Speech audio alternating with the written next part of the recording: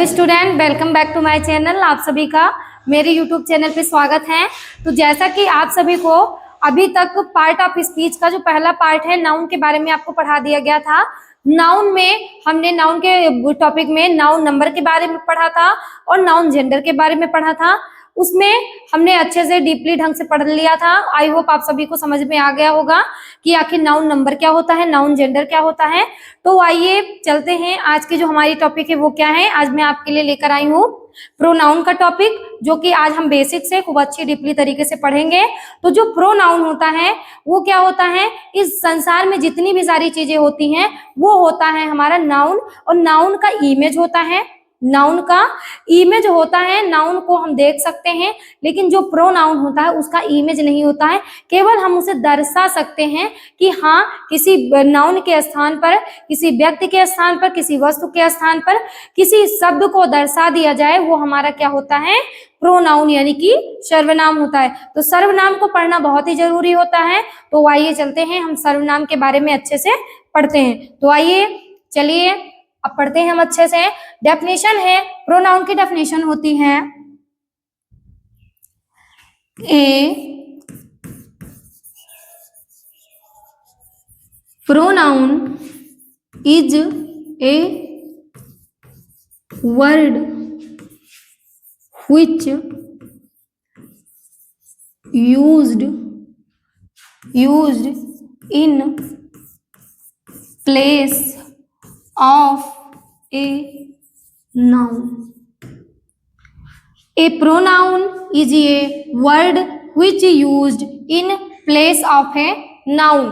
इसकी हिंदी होती है कि संज्ञा के स्थान पर प्रयोग किए जाने वाले शब्दों को हम क्या कहते हैं, सर्वनाम कहते हैं। ऐसा भी हम कह सकते हैं कि जो शब्द संज्ञा के स्थान पर प्रयोग किया जाता है, प्रयुक्त होता है, वो हमारा क्या होता है, सर्वनाम होता है।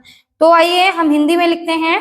तो हिंदी में हमारा क्या होगा, हिंदी में होगा जो शब्द संज्ञा, संज्ञा यानी कि नाउन,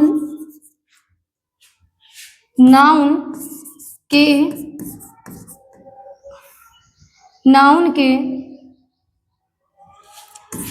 स्थान पर प्रयुक्त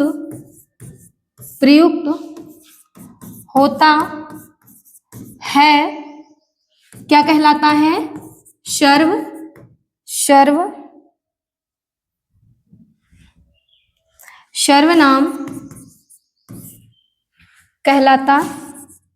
सर्वनाम कहलाता है। तो संज्ञा के स्थान पर प्रयोग कैसे होगा, अभी आपको एग्जाम्पल के तहत समझाया जाएगा। लेकिन उसके पहले मैं आपको बताती हूँ, आप मेरी बातों पे ध्यान दीजिए जिससे कि आपको अच्छे से समझ में आ सके। तो नाउन जैसे हो गया, कोई व्यक्ति हो गया, कोई वस्तु हो गया, कोई स्थान हो गया, उसे हम क्या बोलते हैं बेटा, नाउन बोलते हैं। तो नाउन के स्थान पर प्रयोग होने वाले शब्द संज्ञा के स्थान पे, जैसे कि मैंने कहा राधा खाना पकाती है, या राधा बाजार जाती है, राधा कपड़े धोती है। तो राधा जो शब्द है, राधा क्या है, किसी का नाम है। तो जब किसी व्यक्ति के बारे में जब बोध होगा, किसी का नाम आएगा, तो वो हमारा क्या होगा, नाउन होगा। अब मैंने कहा कि राधा खाना पकाती है और मैंने राधा को हटा दिया, राधा जो है संज्ञा है, संज्ञा को हटा दिया और संज्ञा के स्थान पे मैंने कह दिया कि वह खाना पकाती है। तो जो वह शब्द निकल के आया वह हमारा क्या हुआ, प्रोनाउन हुआ। तो हिंदी में वह सर्वनाम होगा, और जो इंग्लिश में क्या होगा, ही मतलब भी होता है वह, और सी मतलब भी क्या होता है, वह होता है। लेकिन जो ही का अर्थ होता है, पुरुष के लिए वह दर्शाया जाता है और स्त्रियों के लिए वह के लिए हम सी दर्शाते हैं। तो राधा खाना पकाती है, राधा को मैंने हटा दिया, संज्ञा को हटा दिया, संज्ञा के स्थान पे मैंने कर दिया वह खाना पकाती है। मैंने कहा राधा कपड़े धोती है, राधा को मैंने हटा के क्या कर दिया कि वह कपड़ा धोती है। तो क्या हो गया, जो वह शब्द है वो हमारा क्या हो गया, सर्वनाम हो गया। तो सर्वनाम ऐसा नहीं है कि ही और सी ही सर्वनाम होते हैं, सर्वनाम बहुत सारे होते हैं। He, she, it, you, we, they, mine, our, ये सारे क्या होते हैं, ये हमारे होते हैं प्रोनाउन होते हैं। वे, हमारे, तुम्हारे, मेरे, मैं, तुम, ये सब सर्वनाम है यानी कि प्रोनाउन है। तो प्रोनाउन के अब कितने पार्ट होते हैं वो हम पढ़ेंगे कि प्रोनाउन आखिर होता क्या है और प्रोनाउन के पार्ट कितने होते हैं। तो निचले स्तरों पे आपको पढ़ाया गया होगा कि प्रोनाउन के 6 पार्ट होते हैं, यानी कि प्रोनाउन 6 प्रकार के होते हैं। लेकिन जैसे जैसे क्लासें आपकी बढ़ती जाएंगी वह भी बढ़ती जाएंगी। जो टाइप्स है, जो काइंड्स है वो कितने हैं, 9 हैं। तो आइए चलते हैं, हम उसे पढ़ते हैं कि आखिर प्रोनाउन के कितने पार्ट होते हैं। यहाँ पे मैंने डाल लिया there, are,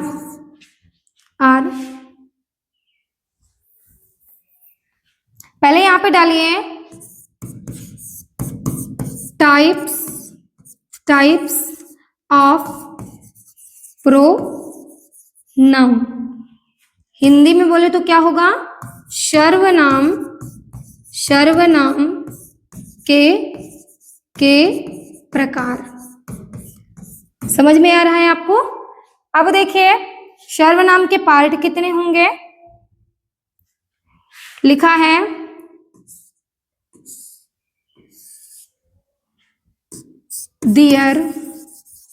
there are 9 types of pronoun। अब आप देखिए कि कौन कौन से 9 प्रकार होते हैं इनके सर्वनाम के। तो पहला हमारा क्या होता है, पहला हमारा होता है पर्सनल प्रोनाउन। Personal pronoun. दूसरा हमारा होता है रिफ्लेक्सिव प्रोनाउन। तीसरा हमारा होता है रिलेटिव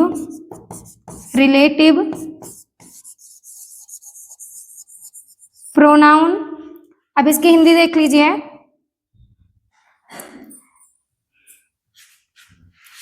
पहला है पर्सनल प्रोनाउन। पर्सनल प्रोनाउन को हम क्या कहते हैं, व्यक्तिवाचक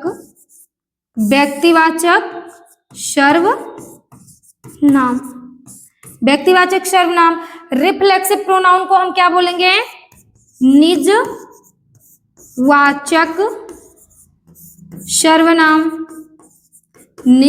सर्वनाम।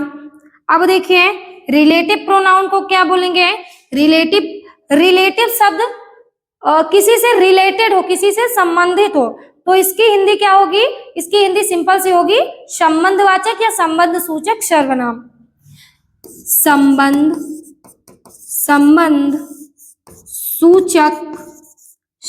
सूचक सर्वनाम। तो अभी हमने 3 प्रोनाउन के बारे में अभी मैंने लिखा है, आप अभी 3 प्रोनाउन के बारे में नोट करिए। अब आगे हम नेक्स्ट हमारा यही है कि और नाउन के कितने टाइप्स होते हैं उसके बारे में मैं आपको बताऊंगी। तो चलते हैं। रिफ्लेक्सिव प्रोनाउन हो गया, पर्सनल प्रोनाउन हो गया और रिलेटिव प्रोनाउन हो गया। अब आगे चलिए, चौथा हमारा क्या है,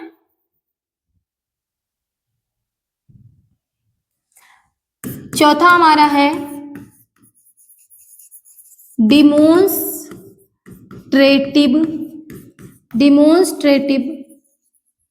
प्रोनाउन। पांचवा है डिस्ट्रीब्यूटिव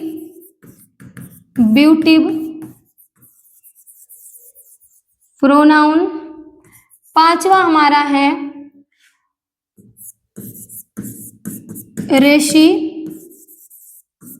रेसिप्रोकल प्रोनाउन। छठा ये हमारा छठवा था, सॉरी यहाँ पे थोड़ा गलत हो गया था, ये हमारा छठवा है और ये हमारा सातवां आएगा इम्पैथिक प्रोनाउन।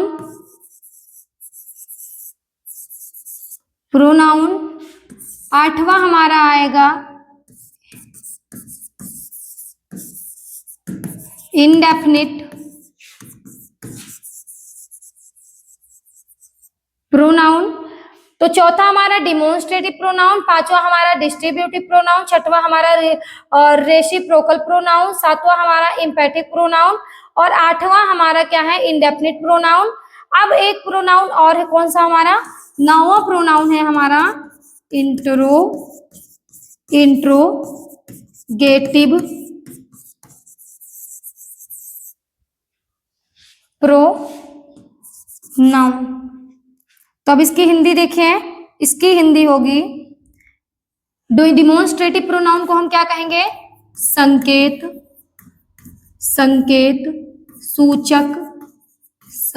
सूचक सर्वनाम। उसके बाद में डिस्ट्रीब्यूटिव प्रोनाउन को क्या कहेंगे, डिस्ट्रीब्यूट मतलब वो क्या होता है, बांटना, विभाग, उसके भागों को अलग अलग करना, उसके पार्ट को अलग अलग करना।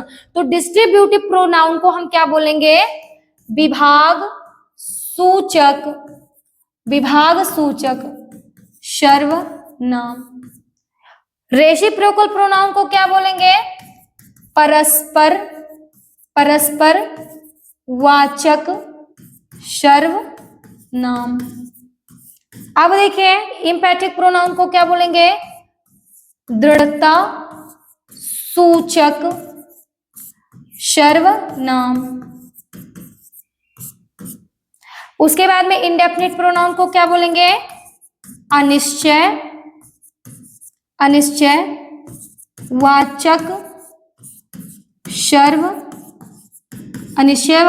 सर्वनाम। उसके बाद में इंट्रोगेटिव प्रोनाउन को क्या बोलेंगे, प्रश्नवाचक सर्वनाम।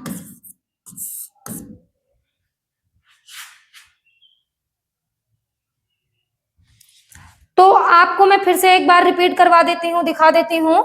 इसके पहले क्या था, इसके पहले था there are 9 types of pronoun, यानी कि जो प्रोनाउन के कितने पार्ट्स होते हैं, कितने टाइप्स होते हैं, कितने प्रकार होते हैं, 9 होते हैं। तो पहला हमारा क्या था, पहला था पर्सनल प्रोनाउन। पर्सनल प्रोनाउन को हम क्या बोलेंगे, व्यक्तिवाचक संज्ञा सर्वनाम। उसके बाद में रिफ्लेक्सिव प्रोनाउन को क्या बोलेंगे, निजवाचक सर्वनाम।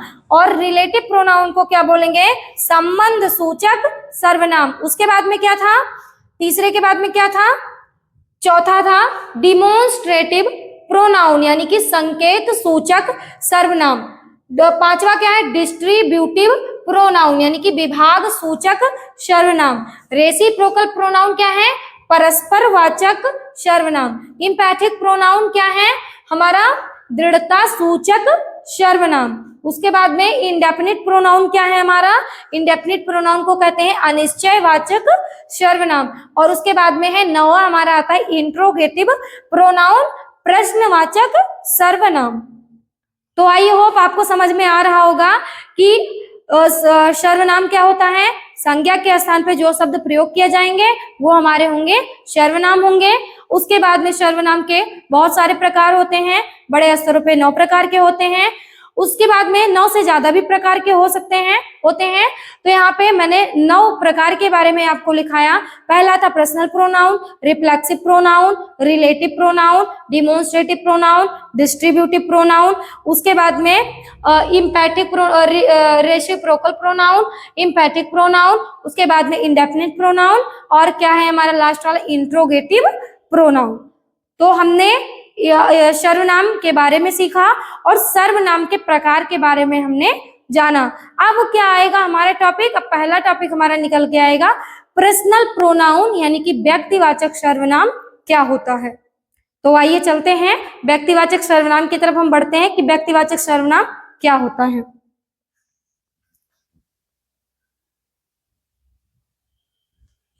तो हम क्या डालेंगे यहाँ पे, हम डालेंगे यहाँ पे पर्सनल प्रोनाउन, जिससे किसी व्यक्ति के बारे में बोध हो, किसी व्यक्ति वस्तुओं के बारे में, विशेष व्यक्तियों वस्तुओं के बारे में बोध हो, वो हमारा क्या होता है पर्सनल प्रोनाउन होता है। तो आइए हम चलते हैं पर्सनल प्रोनाउन की डेफिनेशन को देखते हैं। उसके बाद में पर्सनल प्रोनाउन के कितने पार्ट्स होते हैं, यानी कि पर्सनल प्रोनाउन के अंतर्गत 3 पर्सन हमारे आते हैं, 3 व्यक्ति हमारे आते हैं। पहला होता है फर्स्ट पर्सन, दूसरा होता है हमारा सेकंड पर्सन और तीसरा हमारा क्या होता है, थर्ड पर्सन। तो जो फर्स्ट पर्सन होता है बेटा वो क्या होता है, कहने वाला व्यक्ति होता है, जो बोलने वाला व्यक्ति होता है उसे हम बोलते हैं फर्स्ट पर्सन। जैसे कि हम किसी व्यक्ति से बात कर रहे हैं, तो हम बात कर रहे हैं, तो हम बोलने वाले हैं, तो हम क्या होंगे, हम होंगे फर्स्ट पर्सन। और जिससे हम बात कर रहे हैं वो क्या होगा, वो हमारा होगा सेकंड पर्सन। और जिसके बारे में हम बात कर रहे हैं वो हमारा होगा, जिसके विषय में हम बात कर रहे हैं वो हमारा होगा थर्ड पर्सन।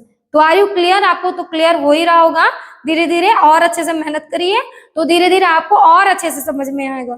बस आपको क्लास को कंटिन्यू करना है और आपको रोज रेगुलर हमारी वीडियो को देखना है, अच्छे से समझना है। जब आप अच्छे से पढ़ेंगे समझेंगे तभी आपको समझ में आएगा।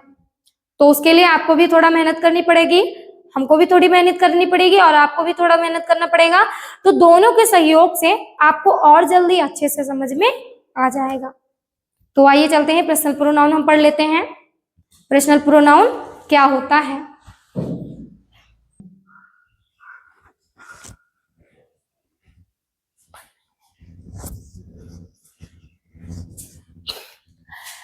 तो पर्सनल प्रोनाउन बच्चों, पर्सनल प्रोनाउन को हम क्या कहते हैं, व्यक्तिवाचक सर्वनाम। A pronoun are used name of a person is called personal pronoun. यानी कि ऐसे शब्द जिससे किसी व्यक्ति का बोध हो वो हमारा क्या होता है, पर्सनल प्रोनाउन होता है।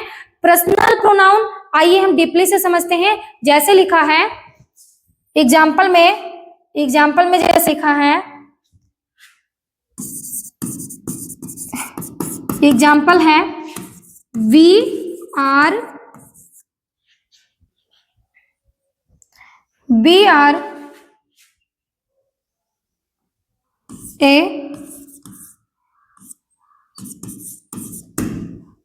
ए डॉक्टर।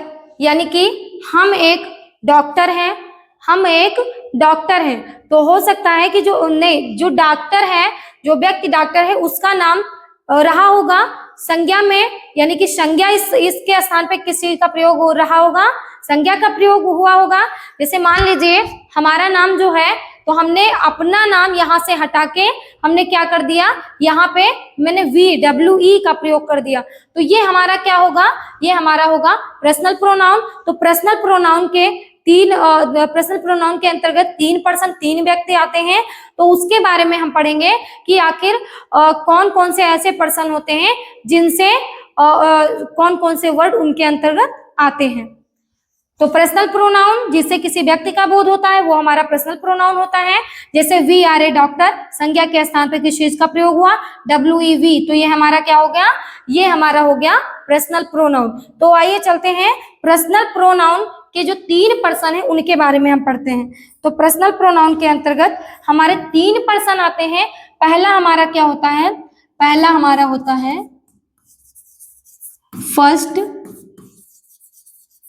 First person. उसके बाद फर्स्ट पर्सन क्या है, फर्स्ट पर्सन है बेटा, फर्स्ट पर्सन को हम हिंदी में कहते हैं उत्तम पुरुष। क्या कहते हैं, उत्तम पुरुष। तो उत्तम पुरुष क्या होता है, उत्तम पुरुष क्या होता है, जो पहला पर्सन जो बोलने वाला होता है वो हमारा क्या होता है, फर्स्ट पर्सन, यानी कि उत्तम पुरुष होता है। तो उत्तम पुरुष में देखिए क्या लिखा है, उत्तम पुरुष होता है जो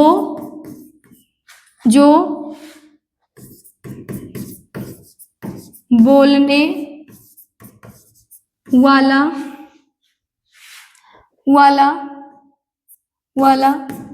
होता, जो बोलने वाला होता है या अपने विषय में कुछ बताता है, वो क्या होता है, फर्स्ट पर्सन। क्या होता है, फर्स्ट पर्सन। जैसे मान लीजिए हम हैं, हम किसी व्यक्ति से बात कर रहे हैं, तो हम बोलने वाले हैं, यानी कि हम बात कर रहे हैं, बोलने वाले हैं। तो चाहे हम अपने बारे में बात करें, चाहे अन्य व्यक्तियों के बारे में बात कर रहे हैं, लेकिन बात किसके द्वारा कही जा रही है? बात मेरे द्वारा कही जा रही है। जो बातचीत हम कर रहे हैं, तो हम बोलने वाले हैं। तो बोलने वाला क्या होता है? फर्स्ट पर्सन होता है। जैसे कि वो कौन हो सकता है? वो मैं हो सकती हूँ, हम हो सकते हैं। तो यहाँ पे क्या लिखा जाएगा? इसमें आता है, कौन कौन से पर्सन आते हैं इसमें आता है आई वी। ये हमारे क्या है? ये हमारे हैं फर्स्ट पर्सन। अब फर्स्ट पर्सन हो गया। अब देखिए सेकंड पर्सन क्या होता है? सेकंड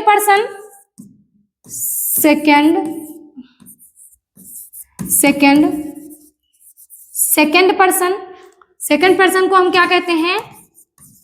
मध्यम पुरुष। क्या कहते हैं?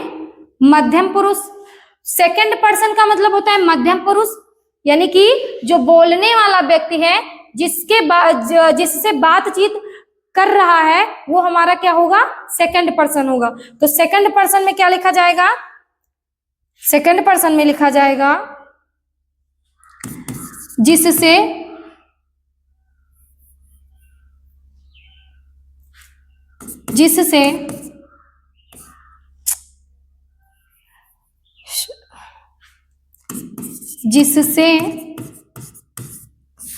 कुछ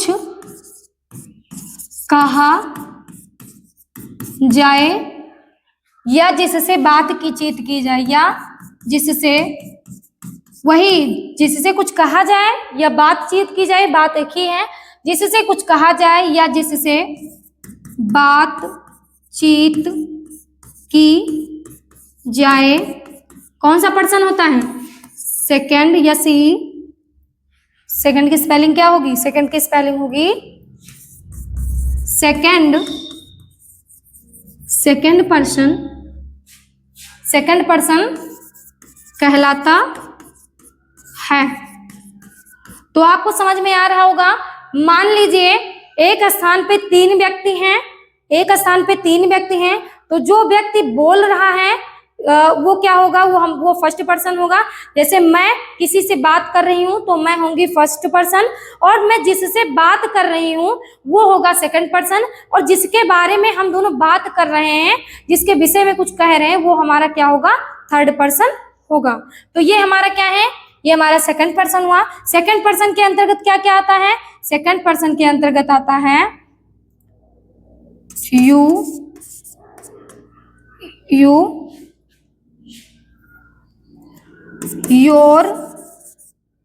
योर,